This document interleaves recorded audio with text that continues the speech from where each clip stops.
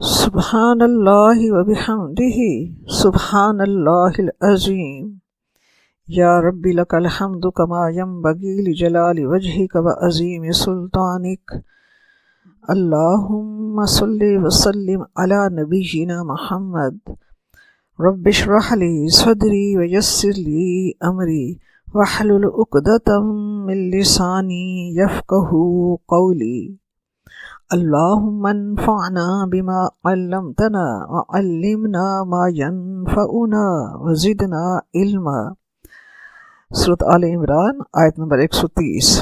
یا ایہا الذین آمنوا لا تأکلوا الربا اضعافا مضاعفة واتقوا اللہ لعلکم تفلحون۔ اے ایمان والو، سود مت کھاؤ دگنا چگنا بڑھتا ہوا، اور اللہ تبارک و تعالیٰ کا تقوی اختیار کرو تاکہ تم فلاح پاؤ۔ اس آیت میں سود مرکب یعنی کمپاؤنڈ انٹرسٹ کا ذکر کیا گیا ہے جو بڑھتا چڑھتا رہتا ہے۔ واضح رہے کہ شراب اور جوئے کی طرح سود کی حرمت کے احکام بھی تدریجاً یعنی آہستہ آہستہ نازل ہوئے۔ سب سے پہلے مکی سورۃ الروم میں انفاق فی سبیل اللہ اور سود کو ایک دوسرے کے مقابل رکھ کر سود کی برائیوں کو واضح کیا گیا۔ سورۃ الروم کی آیت نمبر 39 میں کہا گیا وَمَا آتَيْتُم مِّن رِّبًا لِّيَرْبُوَ فِي أَمْوَالِ النَّاسِ فَلَا يَرْبُو عِندَ اللَّهِ وَمَا آتَيْتُم مِّن زَكَاةٍ تُرِيدُونَ وَجْهَ اللَّهِ فَأُولَٰئِكَ هُمُ الْمُضْعِفُونَ۔ ترجمہ: اور جو تم سود دیتے ہو کہ لوگوں کے مال میں اضافہ ہو تو اللہ تبارک و تعالیٰ کے نزدیک اس میں اضافہ نہیں ہوتا، اور جو تم زکوٰۃ دیتے ہو اور اس سے اللہ تبارک و تعالیٰ کی رضا طلب کرتے ہو تو وہ برکت کا باعث ہوتا ہے، اور ایسے ہی لوگ اپنے مال کو دو چند یعنی اضافہ کرنے والے ہیں۔ ایسے لوگوں کے مال میں اضافہ ہوتا ہے۔ اس کے بعد دوسرے قدم پر اس آیت میں مہاجنی سود سے روک دیا گیا۔ سود کے بارے میں آخری اور حتمی حکم 9 ہجری میں نازل ہوا، اور وہ مصحف کی ترتیب کے لحاظ سے سورۃ بقرہ میں ہے، جو پورے رکوع کی صورت میں رکوع نمبر 38 میں ہے، جس میں تفصیل کے ساتھ اللہ تبارک و تعالیٰ نے سمجھا کر سود کو حرام قرار دیا ہے۔ اس آیت میں جس سود کا ذکر ہے، اس سود کو مرکب سود کہتے ہیں، جس میں قرض دیتے ہوئے ایک مدت مقرر کی جاتی ہے کہ اس مدت تک جب اگر قرض واپس کرو گے تو شرح سود اتنی ہوگی۔ قرض لینے والا اگر اس مدت تک قرض واپس نہیں کر سکتا تو اگلی مدت بڑھانے پر شرح سود دگنی کر دی جاتی ہے۔ پھر اگر اس مدت تک بھی وہ قرض واپس نہیں کرتا تو اس سے اگلی مدت بڑھانے تک شرح سود چگنی کر دی جاتی ہے۔ اس طرح قرض بڑھتے بڑھتے اصل زر سے بھی زیادہ بڑھ جاتا ہے۔ اللہ تعالیٰ اپنے مومن بندوں کو ایسے سودی لین دین سے روک رہا ہے، بلکہ سود ہی کو اللہ تبارک و تعالیٰ نے حتمی طور پر سورۃ بقرہ میں جو آیات موجود ہیں پورے رکوع کی صورت میں، اس میں اللہ تعالیٰ نے قطعی حرام قرار دے دیا سود کو۔ سوال یہ پیدا ہوتا ہے کہ غزوہ احد کے حالات اور واقعات یہاں چل رہے ہیں۔ غزوہ احد کے حالات اور واقعات کے درمیان سود خوری کی مذمت کا یہاں کیا تذکرہ ہے؟ کلام پاک جو ہے اللہ تبارک و تعالیٰ کا کلام ہے، اس میں ہر چیز جو ہے میرے رب کی حکمت کے ساتھ موجود ہے۔ تو اب دیکھیں غزوہ احد میں مسلمانوں کو شکست ہوئی، ان کی اپنی غلطی کی وجہ سے مسلمان کتنے 70 صحابہ کرام شہید ہوئے، رسول پاک صلی اللہ علیہ وآلہ وسلم زخمی ہوئے، 2 دانت شہید ہوئے۔ ان حالات میں جب سود کی حرمت کا ذکر ہے تو اس میں بہت بڑی منطق ہے۔ اصل میں شکست کا سبب ہی یہی تھا کہ درے پر موجود 50 تیر اندازوں میں سے 35 تیر انداز جو تھے وہ اپنی جگہ چھوڑ کر چلے گئے تھے۔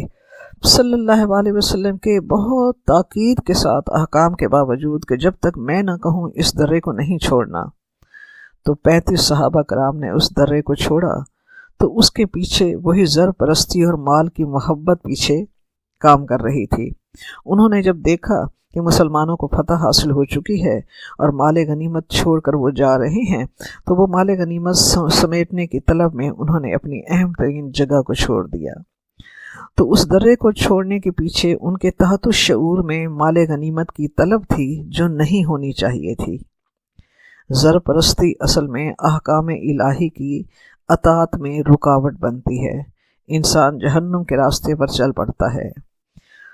35 تیر اندازوں نے جو درہ پر معمور تھے، مال کی محبت میں درہ چھوڑا۔ تو اللہ تعالیٰ اس آیت کے ذریعے ایک زر پرست ذہنیت کو ختم کرنا چاہتا ہے، اور سود بھی زر پرستی کو جنم دیتا ہے۔ تو اس صورتحال کی اصلاح کے لیے زر پرستی کے سرچشمے پر بند باندھنا ضروری تھا، جو سود خوری سے جنم لیتی ہے، جو انسان کے اندر مال کی ایسی محبت پیدا کرتی ہے جس سے کردار میں کئی خلا پیدا ہوتے ہیں، جو جہاد کی روح کے منافی ہیں اور آخرت کے عذاب کا سبب بنتے ہیں۔ مسلمان مال غنیمت اور کشور کشائی کے لیے نہیں لڑتا، بلکہ مسلمان اللہ کے دین کی سربلندی کے لیے لڑتا ہے، شہادت کا بلند مرتبہ پانے کے لیے لڑتا ہے۔ تو اس ذہنیت کو ٹھیک کرنے کے لیے اللہ تعالیٰ نے یہاں غزوہ احد کے حالات کے درمیان میں سود کا دوبارہ ذکر کیا، اور رب کریم نے فرمایا، آیت نمبر 131 ہے، وَاتَّقُوا النَّارَ الَّتِي أُعِدَّتْ لِلْكَافِرِينَ، اور اس آگ سے بچو جو کافروں کے لیے تیار کی گئی ہے۔ تو وہ راستہ جو زرپرستی کا راستہ ہے، انسان کو جہنم کی طرف لے جاتا ہے۔ دنیا کی مال کی محبت کو چھوڑ کر اللہ کی محبت اور اللہ کے دین کو سربلند کرنے کے لیے اپنی تمام قوتیں صرف کر دو، تو انسان جہنم کے راستے سے بچ جاتا ہے۔ اور کرو کیا؟ اللہ تبارک و تعالیٰ آگے ارشاد فرما رہا ہے آیت نمبر 132 میں، وَأَطِیعُوا اللَّهَ وَالرَّسُولَ وَأَطِیعُوا اللَّهَ وَالرَّسُولَ لَعَلَّکُمْ تُرْحَمُونَ، اور اطاعت کرو اللہ تبارک و تعالیٰ کی اور رسول کی تاکہ تم پر رحم کیا جائے۔ یعنی اصل جو تمہارے لیے کامیابی کا راستہ ہے وہ اطاعت اللہ اور اطاعت رسول ہے، یہی کامیابی کی ضمانت ہے۔ اللہ تعالیٰ کے احکام جو رسول پاک صلی اللہ علیہ وآلہ وسلم کے ذریعے ہم تک پہنچتے ہیں، ان کی اطاعت کرنا، آنکھیں بند کر کے ان پر یقین کرنا اور اس کی اطاعت میں اپنی جان قربان کر دینا، یہی اصل میں کامیابی کا راستہ ہے۔ تو اللہ تعالیٰ یہی فرما رہا ہے کہ اللہ اور اس کے رسول کی اطاعت کرتے رہو تاکہ تم پر رحم کیا جائے۔ اللہ تعالیٰ کی رحمت اور فلاح و کامیابی کی امید اسی وقت ہو سکتی ہے جب اللہ تعالیٰ اور اس کے رسول کی اطاعت کرو۔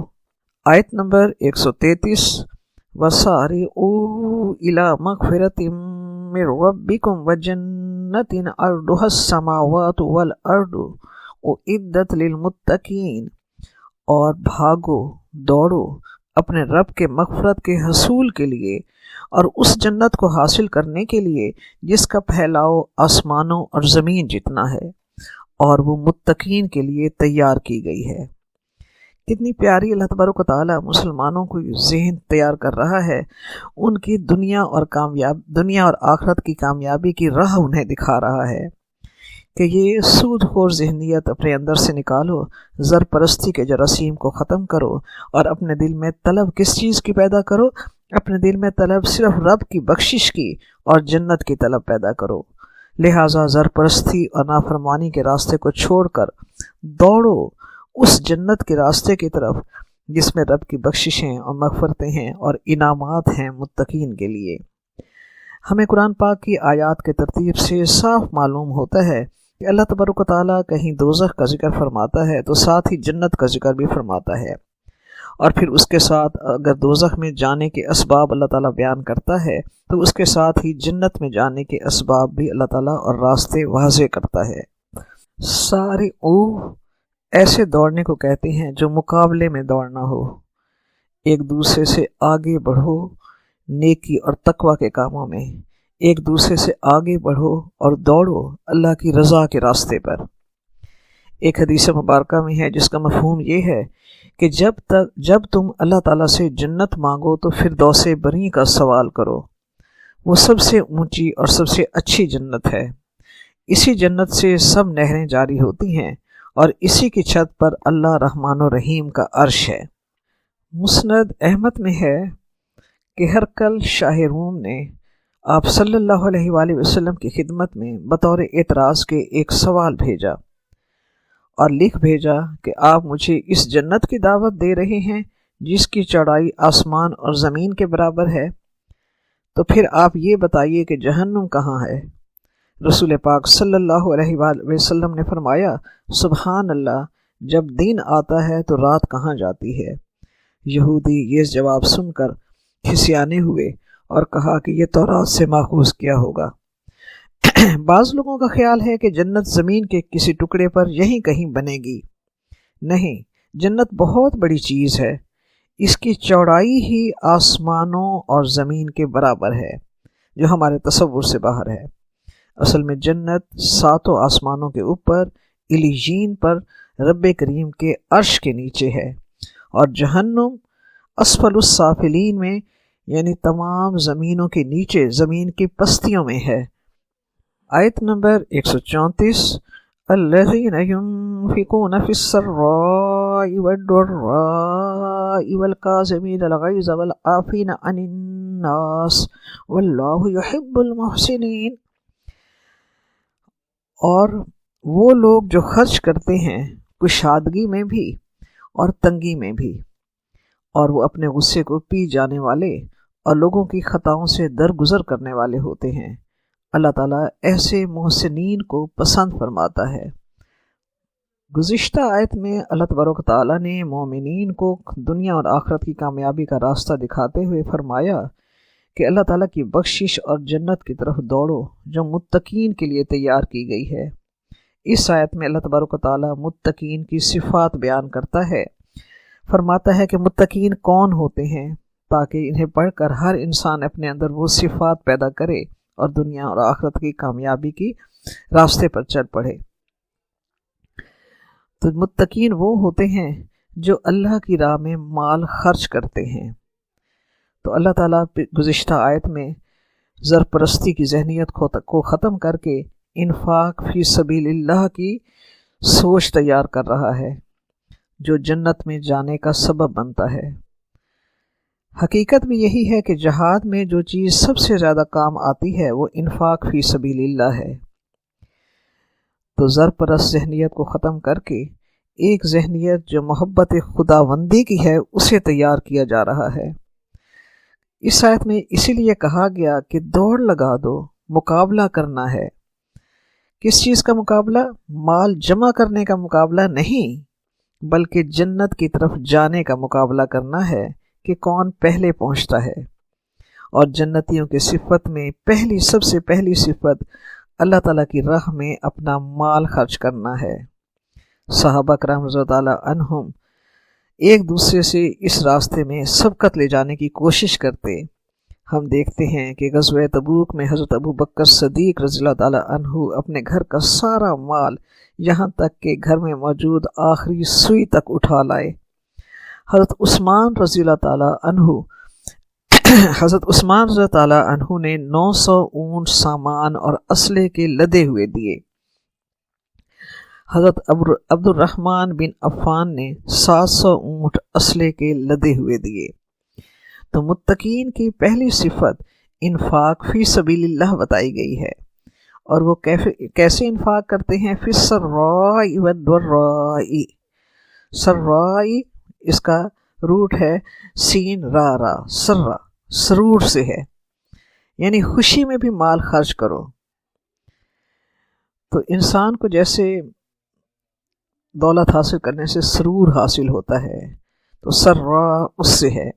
تو رب فرما رہا ہے کہ اپنی خوشحالی کے دنوں میں اور خوشیوں کے دنوں میں بھی اللہ کی راہ میں مال خرچ کرو۔ اصل میں انسان خوشی میں ایسا مست ہو جاتا ہے کہ اللہ تبارک و تعالیٰ کا حق دینا ہی بھول جاتا ہے۔ اور وہ کب مال خرچ کرتا ہے؟ پھر ڈرائی، جب انسان تکلیف میں ہوتا ہے، دکھ میں ہوتا ہے، تو اس وقت وہ صدقہ کرتا ہے کہ صدقہ رد بلا ہے۔ ٹھیک ہے، صدقہ رد بلا ہے، صدقے سے بلا ٹلتی ہے، مگر صرف بلا ٹالنے کے لیے نہیں، صرف بلا ٹالنے کے لیے ہی نہیں، خوشی کی حالت میں بھی دو اور تکلیف کی حالت میں بھی دو، ٹھیک ہے، ہر حال میں صدقہ کرو، ان دونوں حالتوں میں، تنگی میں بھی اور خوشی میں، یعنی صدقہ ہر ایک پر ہر حال میں لازم ہے، خوشحالی میں، بدحالی میں اور آسودہ حالی میں۔ چنانچہ کئی مواقع پر غریب مسلمانوں کو بھی صدقہ کی ترغیب دیتے ہوئے آپ صلی اللہ علیہ وآلہ وسلم نے فرمایا، دوزخ کی آگ سے بچو خواہ کھجور کا ایک ٹکڑا ہی صدقہ دے کر، دوزخ کی آگ سے بچو خواہ کھجور کا ایک ٹکڑا ہی صدقہ دے کر۔ آپ صلی اللہ علیہ وسلم نے فرمایا، صحیح بخاری اور صحیح مسلم میں ہے کہ تم میں سے کوئی ایسا ہے جسے اپنے وارث کا مال اپنے مال سے زیادہ محبوب ہو؟ لوگوں نے کہا، حضور کوئی بھی نہیں۔ آپ صلی اللہ علیہ وسلم نے فرمایا، میں تو دیکھتا ہوں کہ تم اپنے مال سے زیادہ اپنے وارث کا مال چاہتے ہو، اس لیے کہ تمہارا مال تو در حقیقت وہ ہے جو تم نے اپنی زندگی میں اللہ تعالیٰ کی راہ میں خرچ کر دیا، اور جو تم چھوڑ جاؤ وہ تمہارا مال نہیں ہے بلکہ تمہارے وارثوں کا مال ہے۔ تو تمہارا اللہ تعالیٰ کی راہ میں کم خرچ کرنا اور جمع زیادہ کرنا، یہ اس امر کی دلیل ہے کہ تم اپنے مال سے زیادہ اپنے وارثوں کے مال کو عزیز رکھتے ہو۔ آپ صلی اللہ علیہ وسلم نے مزید فرمایا، تم جانتے ہو کہ مفلس اور کنگال کون ہے؟ لوگوں نے کہا، جس کے پاس مال نہ ہو۔ آپ صلی اللہ علیہ وآلہ وسلم نے فرمایا، نہیں، بلکہ مفلس اور کنگال وہ ہے جس نے اپنا مال اپنی زندگی میں اللہ کی راہ میں نہ دیا ہو۔ مسند احمد کی یہ حدیث ہے۔ تو جنت جن کے لیے تیار کی گئی ہے، ان کی پہلی صفت اللہ کی راہ میں اپنا مال خرچ کرنا اور ہر حال میں خرچ کرنا، خوشحالی میں بھی، تنگی میں بھی، آسودہ حالی میں اور ہر حال میں خرچ کرنا ہے۔ اچھا، یہاں غور کریں لفظ اعدت پہ، تیار کی گئی ہے۔ رب نے یہ نہیں فرمایا کہ جنت بنائی گئی ہے متقین کے لیے۔ رب کی محبت کا اندازہ کیجئے اپنے مومنوں کے لیے۔ انسان کی کوئی چیز تیار کس کے لیے کرتا ہے؟ جسے انسان بہت چاہتا ہے، جیسے اپنے مہمان کے لیے انسان بہت کوشش اور محنت سے بہت ہر چیز، پورا گھر، پوری ڈشز، ہر چیز بہت محنت اور اہتمام سے تیار کرتا ہے۔ اللہ تبارک و تعالیٰ نے بھی جنت اپنے متقین کے لیے بہت ہی محنت اور بہت ہی محبت کے ساتھ آراستہ کی ہے۔ ان جنت میں جانے والے مومنین کی دوسری صفت کیا ہے؟ وَالْكَاظِمِينَ الْغَيْظَ وَالْعَافِينَ عَنِ النَّاسِ، وہ اپنے غصے کو پی جانے والے ہوتے ہیں اور لوگوں کی خطاؤں سے درگزر کرنے والے ہوتے ہیں۔ قزم، غیظ یعنی شدت غصہ کو کہتے ہیں، اور قزم بھری ہوئی مشق کے منہ باندھنے کو کہتے ہیں۔ قزم بھری ہوئی مشق کے منہ باندھنے کو کہتے ہیں، یعنی شدید غصے کے وقت بھی اپنے غصے کا اظہار نہ کرنا۔ بعض اوقات غصے میں انسان ایسی ناپسندیدہ حرکات کرتا ہے جو ضرر رساں ہوتی ہیں اور جذبہ انتقام سے لبریز ہوتی ہیں، جو مومنین کی صفت نہیں ہے، بلکہ مومنین کو اگر غصہ آئے تو غصے کو پی جاتے ہیں۔ یہ بڑی ہمت کا کام ہے، یہ بڑی ہمت کا کام ہے۔ مسند احمد میں حدیث مبارکہ ہے کہ کسی شخص نے آپ صلی اللہ علیہ وآلہ وسلم سے پوچھا، یا رسول اللہ، مجھے کچھ وصیت کیجیے۔ آپ صلی اللہ علیہ وآلہ وسلم نے فرمایا، غصہ نہ کیا کرو۔ وہ کہتے ہیں، میں نے غور کیا تو پتہ چلا کہ غصہ تمام برائیوں کا مرکز غصہ ہی ہے۔ آپ صلی اللہ علیہ وسلم نے فرمایا، تم جانتے ہو کہ پہلوان کون ہے؟ لوگوں نے کہا، حضور، اسے جسے کوئی گرا نہ سکے۔ آپ صلی اللہ علیہ وسلم نے فرمایا، نہیں، بلکہ حقیقتاً زوردار پہلوان وہ ہے جو غصے کے وقت اپنے جذبات پر قابو رکھے۔ مسند احمد میں ایک اور روایت ہے کہ عروہ بن محمد صلی اللہ علیہ وسلم کو غصہ چڑھا تو وہ وضو کرنے بیٹھ گئے، اور انہوں نے کہا کہ میں نے اپنے استادوں سے یہ حدیث سنی ہے کہ آپ صلی اللہ علیہ وآلہ وسلم نے فرمایا، غصہ شیطان کی طرف سے ہے اور شیطان آگ سے پیدا ہوا ہے، اور آگ بجھانے والی چیز پانی ہے، پس تم غصہ کے وقت وضو کرنے بیٹھ جاؤ۔ مسند احمد میں ہے کہ جو شخص باوجود قدرت کے اپنا غصہ ضبط کرے، اسے اللہ تعالیٰ تمام مخلوق کے سامنے بلا کر اختیار دے گا کہ وہ جس حور کو چاہے پسند کرے۔ تفسیر ابن کثیر میں ہے، حدیث مبارکہ ہے کہ آپ صلی اللہ علیہ وآلہ وسلم نے فرمایا، 3 باتوں پر میں قسم کھاتا ہوں، ایک تو یہ کہ صدقہ سے مال گھٹتا نہیں ہے، دوسرا یہ کہ عفو درگزر سے انسان کی عزت بڑھتی ہے، تیسرا یہ کہ تواضع اور عاجزی کرنے والے کو اللہ تعالیٰ بلند مرتبہ عطا کرتا ہے۔ متقین کی صفات بیان کی جا رہی ہیں جن کے لیے جنت تیار کی گئی ہے۔ اگلی صفت اللہ تبارک و تعالیٰ فرماتا ہے والعافین عن الناس، اور لوگوں کو معاف کرنے والے۔ تو جنتیوں کی تیسری صفت درگزر کرنا ہے، معاف کرنا ہے، باوجود قدرت کے انسان کسی کی خطا اور ضرر رسانی پر نہ صرف خاموش رہے بلکہ اسے دل سے معاف کر دے۔ یہ چیز قزم یعنی غیظ سے اعلیٰ ہے۔ حدیث مبارکہ کے الفاظ ہیں کہ قیامت کے دن ایک پکارنے والا پکارے گا، اے لوگو، درگزر کرنے والو، اپنے رب کے پاس آؤ اور اپنے رب سے اپنا حق لے لو۔ سوچئے، تصور کیجئے، وہ رب حق دے گا جو تمام خزانوں کا مالک ہے، اور بندے سے فرمائے گا جو چاہو لے لو۔ کس چیز کا اجر ہے؟ اللہ کی خاطر لوگوں کو درگزر کرنے کا اجر ہے، یعنی مسلمانوں کی خطائیں معاف کرنا جنتیوں کی صفات ہیں۔ حضرت حذیفہ رضی اللہ تعالیٰ عنہ کے والد کو ان کی آنکھوں کے سامنے غزوہ احد میں شہید کر دیا گیا۔ انہوں نے کہا میں نے معاف کیا۔ جب آپ صلی اللہ علیہ وسلم نے انہیں دیت دینا چاہی تو انہوں نے کہا میں معاف کرتا ہوں۔ اصل میں انسان اللہ تبارک و تعالیٰ کے راستے میں خرچ کر ہی نہیں سکتا جب تک معاف کرنے کی صفت اس کے دل کے اندر نہ ہو۔ اگر ہمارے دل میں کسی کے لیے کوئی گرج یا غصہ ہو تو ہم معاف کر ہی نہیں سکتے، پھر ہم اس پر خرچ کر ہی نہیں سکتے۔ اسے تنگی کی حالت میں بھی دیکھ کر ہم اللہ کی رضا کے لیے اسے کچھ دے نہیں سکتے۔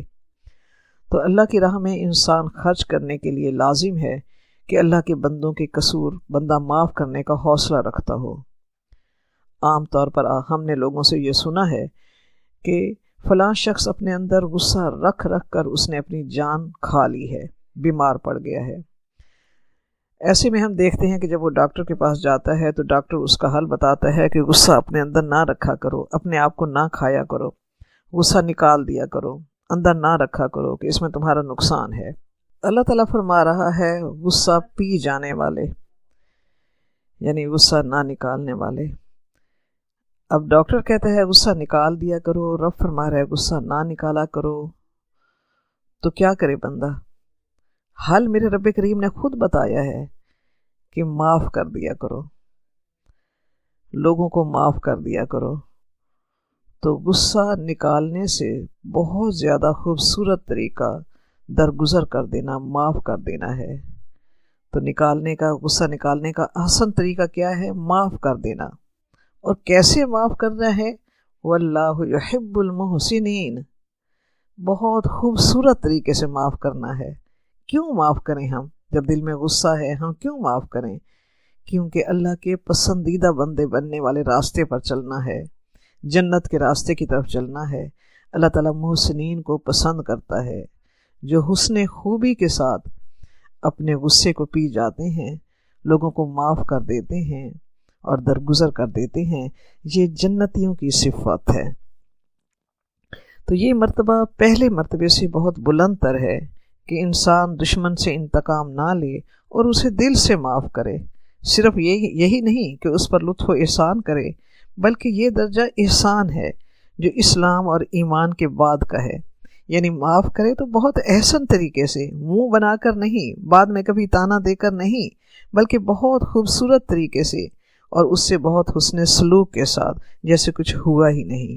اللہ تبارک و تعالی ہمیں یہ صفات اپنانے اور جنت کے راستے پر چلنے کی ہمیں توفیق دے، زندگی میں جنت کے لیے تیاری کرنے والا بنائے، اور متقین کی صفات ہمارے اندر اللہ تبارک و تعالی ہمیں عطا کرے اور اسے حاصل کرنے کی کوشش کرنے والوں میں ہم شامل ہو جائیں۔ آیت نمبر 135 ہے وَالَّذِينَ إِذَا فَعَلُوا فَاحِشَةً أَوْ ظَلَمُوا أَنفُسَهُمْ ذَكَرُوا اللَّهَ فَاسْتَغْفَرُوا لِذُنُوبِهِمْ وَمَن يَغْفِرُ الذُّنُوبَ إِلَّا اللَّهُ وَلَمْ يُصِرُّوا عَلَى مَا فَعَلُوا وَهُمْ يَعْلَمُونَ۔ اور جن لوگوں کا حال یہ ہے کہ اگر کبھی ان سے کبھی بے حیائی کا ارتکاب ہو جائے یا اپنے اوپر کوئی اور ظلم کر بیٹھیں تو فوراً انہیں اللہ یاد آ جاتا ہے، پس وہ اس سے اپنے گناہوں کی بخشش مانگتے ہیں، اور کون ہے جو معاف کر سکے گناہوں کو سوائے اللہ تبارک و تعالیٰ کے۔ اور یہ لوگ اپنے اس غلط فعل پر جانتے بوجھتے ہوئے اصرار نہیں کرتے۔ متقیوں ہی کی صفات کا سلسلہ کلام جاری ہے۔ اس آیت میں بھی اللہ تعالیٰ متقین کی مزید صفات کو بیان فرماتا ہے کہ جب یہ لوگ کبھی بے حیائی کا ارتکاب کر بیٹھیں یا کوئی ظلم کر بیٹھیں تو فوراً انہیں اللہ یاد آ جاتا ہے، اللہ کے حضور اپنے گناہوں پر بخشش کے لیے اس کے حضور گڑ گڑا کر معافی مانگتے ہیں، اور وہ دل و جان سے جانتے ہیں کہ اللہ کے سوا اور کوئی معاف نہیں کر سکتا۔ معاف کرنے کی ساری طاقتیں اللہ تعالیٰ ہی کے پاس ہیں۔ یہاں دیکھیں لفظ ہے فعلو، جب وہ کر بیٹھتے ہیں، یہ نہیں فرمایا عملو ہوتا ہے ارادے کے ساتھ کوئی عمل کرنا، فعلو ہوتا ہے کچھ ہو جانا، کبھی بغیر ارادے کے کچھ کر بیٹھنا۔ اور فاحشہ ایسے گناہ کو کہا جاتا ہے جس کا اثر دوسرے تک پہنچے، مثلا گالی گلوچ، دل دکھانا۔ اور ظلم ہوتا ہے وہ گناہ جو اپنی ذات تک جس کا اثر اپنی ذات تک محدود ہو، جیسے شراب نوشی، سود خوری۔ تو اللہ تعالیٰ یہ یہاں ہم پہ واضح فرما رہا ہے کہ متقین وہ نہیں ہیں جن سے کبھی کوئی گناہ سرزد ہوتا ہی نہیں ہے، یا ان سے کبھی کوئی برائی ہوتی ہی نہیں ہے۔ نہیں، انسان مجموعہ خطا و نسیان ہے۔ اللہ کے انبیاء اور رسول صرف خطا سے معصوم ہیں۔ متقین کبھی بغیر ارادے سے، کبھی اچانک ان سے کوئی غلطی ہو جاتی ہے، بتقاضائے بشریت جب ان سے کوئی گناہ سرزد ہو جاتا ہے یا کوئی غلطی کر بیٹھتے ہیں تو خدا کی عظمت و جلال، اس کی پکڑ، اس کے عذاب، اس کے حقوق و احکام، اس کی عدالت کی پیشی کو دل میں یاد کر کے خوف زدہ اور مضطرب ہو کر رب کو پکارنے لگتے ہیں، اس کے حضور سر بسجود ہو جاتے ہیں، اور جو شرعی طریقہ گناہ کو بخشوانے کا ہوتا ہے اس سے وہ معافی طلب کرتے ہیں۔ یعنی اگر وہ حقوق العباد میں کوئی کوتاہی کر بیٹھتے ہیں تو خوف الہی سے وہ اللہ کے ان بندوں کے آگے اپنے گناہ کا اعتراف کر کے اس اپنے گناہ کی تلافی کرتے ہیں، اللہ کے آگے توبہ استغفار کرتے ہیں۔ اگر حقوق اللہ کے متعلق گناہ ان سے ہوا ہو تو گزشتہ پر ندامت اور آئندہ نہ کرنے کا عہد کر کے اللہ تعالیٰ کے حضور سجدہ ریز ہو کر آنسو بہا کر اپنے گناہوں کی بخشش طلب کرتے ہیں۔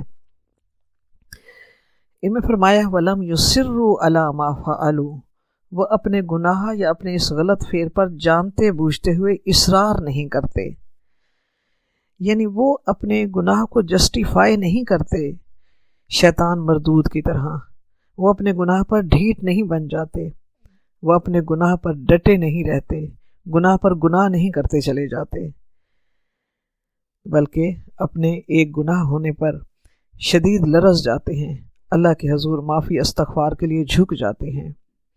مشکات شریف میں حدیث مبارکہ ہے کہ حضرت ابوبکر صدیق رضی اللہ تعالیٰ اس کے راوی ہیں، فرمایا کہ آپ صلی اللہ علیہ وسلم کا ارشاد مبارک ہے جس کا مفہوم یہ ہے کہ اگر ایک شخص مسلسل اپنے گناہ پر استغفار کر رہا ہے تو وہ گناہ پر اصرار کرنے والا نہیں ہے، خواہ وہ ایک دن میں 70 مرتبہ اسی گناہ کو کر ڈالے، چاہے 70 مرتبہ توبہ کر کے 70 مرتبہ توبہ توڑ ڈالے۔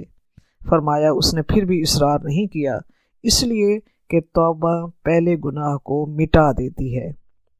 اس میں اہم بات صلاۃ التوبہ ہے، اس لیے کہ حدیث میں اس کا بہت اہتمام کیا گیا ہے کہ اگر کسی بندے سے مسلسل کوئی گناہ ہو رہا ہے تو جو ہی وہ کوئی گناہ کرے 2 نفل صلاۃ التوبہ پڑھ کے اللہ تعالیٰ سے معافی مانگے کہ اے اللہ میں آئندہ نہیں کروں گا، تو مجھے معاف کر دے۔ آپ صلی اللہ علیہ وسلم نے فرمایا جس کا مفہوم یہ ہے کہ جو شخص میری طرح وضو کرے پھر 2 رکعت نماز نفل صحیح دل کی حاضری کے ساتھ پڑھے تو میں اسے اس کے گناہ معاف کر دیتا ہوں۔ یعنی نفل ایسے پڑھے کہ یہ نہیں کہ زبان سے وہ میرے لیے الفاظ ادا کر رہا ہے اور دل میں اپنے خیالات کی پوری ریل چل رہی ہے، نہیں، مکمل دل کی حضوری کے ساتھ اگر وہ صحیح 2 نوافل ادا کرتا ہے تو اللہ تبارک و تعالیٰ اس کے گناہ معاف فرما دیتا ہے۔ مسند احمد میں حدیث مبارکہ ہے کہ آپ صلی اللہ علیہ وآلہ وسلم نے فرمایا ابلیس نے کہا اے رب مجھے تیری عزت کی قسم میں بنی آدم کو اس کے آخر دم تک بہکاتا رہوں گا۔ اللہ تبارک و تعالیٰ نے فرمایا مجھے میرے جلال اور میری عزت کی قسم جب تک وہ مجھ سے بخشش مانگتے رہیں گے میں انہیں بخشتا رہوں گا۔ آپ صلی اللہ علیہ وآلہ وسلم نے فرمایا کہ بندہ گناہ کرتا ہے اور اللہ تعالیٰ سے کہتا ہے اللہ میں نے گناہ کیا ہے تو مجھے معاف کر دے، تو اللہ تعالیٰ فرماتا ہے کہ میرا یہ بندہ گناہ تو کرتا ہے لیکن اتنی بات یہ ضرور جانتا ہے کہ اس کا ایک رب ہے جو معاف کر دیتا ہے، میرے فرشتوں گواہ رہو میں نے معاف کر دیا۔ اس کے بعد حدیث مبارکہ کے الفاظ میں ہے کہ جب تک اللہ چاہتا ہے پھر اس سے گناہ نہیں ہوتا، پھر جب اللہ چاہتا ہے اور پھر اس سے گناہ ہوتا ہے تو وہ بندہ پھر منہ لٹکائے اللہ تبارک و تعالیٰ کے حضور گڑ گڑاتا اور روتا ہے کہ اے میرے پروردگار میں نے پھر گناہ کر دیا ہے تو مجھے معاف کر دے۔ اللہ تعالیٰ پھر وہی جواب دیتا ہے کہ یہ میرا بندہ ہے، اس کو پتہ ہے کہ میرا ایک رب ہے اور وہ رب گناہوں کو معاف کر دیتا ہے، میں اس کو معاف کرتا ہوں۔ اور مزید الفاظ یہ ہیں، رب فرماتا ہے فرشتوں گواہ رہنا یہ بندہ جب تک مجھ سے معافی مانگتا رہے گا میں اس کو ہمیشہ معاف کرتا رہوں گا۔ اللہ تعالیٰ کی رحمت سے مایوس ہو کر انسان گناہوں میں جرأت مند اور دلیر نہ ہو جائے، ڈھیٹ نہ ہو جائے، وہ یہ پورا یقین رکھے کہ اللہ کا معافی کا در کھلا ہے، 100 بار بھی توبہ اگر ٹوٹی ہے تو رب کی بارگاہ مایوسی اور نا امیدی کی بارگاہ نہیں ہے، یہ دروازہ کبھی بند نہیں ہوتا۔ یہ یقین ہے بندے کو جو بار بار رب سے معافی اسے عطا کرواتا ہے۔ رب تو وہ ذات ہے جو دینے کے بہانے ڈھونڈتی ہے۔ سوچئے یہ رمضان المبارک کیا ہے، یہ لیلۃ القدر کیا ہے، یہ زبردستی معاف کرنے کے بہانے ہیں کہ ایک مرتبہ ہی منہ ٹیڑھا کر کے بندہ اس کے سامنے بیٹھ جائے تو دیکھو وہ کیا کرتا ہے، اس کے سامنے اپنے دل کو نرم کر کے عاجزی سے پکار کے تو دیکھو وہ کیا عطا کرتا ہے۔ اس لیے حکم دیا ہے کہ اللہ کے حضور معافی مانگو، اگر تم نے سود خوری کی ہے تو معافی مانگو، اگر فحاشی عیاشی کی ہے تو معافی مانگو، اگر اپنی جان پر ظلم کر بیٹھے ہو تو معافی مانگو۔ کیوں؟ یہ متقین کی صفات ہیں، اور متقین کون ہیں؟ جن کے لیے اللہ تبارک و تعالیٰ نے جنت تیار کر رکھی ہے، اور وہ یہ جانتے ہیں کہ وَمَن يَغْفِرُ الذُّنُوبَ إِلَّا اللَّهُ، کوئی گناہ نہیں معاف کر سکتا مگر صرف اللہ تبارک و تعالیٰ۔ تو کون ہے جو سوائے اللہ کے معاف کرے؟ اور معافی صرف انہیں ملتی ہے جو اپنے کیے پر جان بوجھ کر اصرار نہیں کرتے، نادم ہوتے ہیں، گڑ گڑا کر اللہ کے حضور جھک جاتے ہیں۔ آیت نمبر 136، اولئک جزاؤہم مغفرۃ من ربہم وجنات تجری من تحتها الانہار خالدین فیہا ونعم اجر العاملین۔ یہ ہیں وہ لوگ کہ جن کا بدلہ ہے ان کے رب کی طرف سے مغفرت، اور وہ باغات جن کے دامن میں ندیاں بہتی ہوں گی اور وہ ان میں ہمیشہ رہیں گے، اور کیا ہی اچھا بدلہ ہے عمل کرنے والوں کا۔ تو جن لوگوں کے اندر یہ صفات ہوتی ہیں وہ ساری نوع انسانی کے لیے باعث رحمت ہوتے ہیں۔ یہی لوگ ہوتے ہیں جن کے لیے رب کی طرف سے خوشخبری ہے کہ اس کا بدلہ یہ ہے کہ رب کی بخشش ہے ان کے لیے، اور جنت ان کے لیے تیار کی گئی ہے۔ وہ جنت جس میں باغات ہیں، جس کے دامن میں ندیاں بہتی ہوں گی، اس میں وہ ہمیشہ ہمیشہ رہیں گے، کیا ہی اچھا بدلہ ہے عمل کرنے والوں کا۔ تو رب عمل چاہتا ہے، یہ صرف تھیوری کی بات نہیں ہے بلکہ پریکٹیکلی وہ ثابت کرتے ہیں کہ وہ معاف کر دینے والے بھی ہیں، وہ غصے کو پی جانے والے بھی ہیں، وہ اللہ کی راہ میں اپنا مال قربان کرنے والے بھی ہیں، وہ خطا ہونے پر، غلطی گناہ یا خطا ہونے پر رب کے حضور جھک جانے والے ہیں۔ یہ ہے اخلاق کا وہ کامل معیار جس پر ایک مسلمان کو پورا اترنا چاہیے، جن کے لیے جنت تیار کی گئی ہے۔ اللہم اجعلنا منہم، آمین ثم آمین۔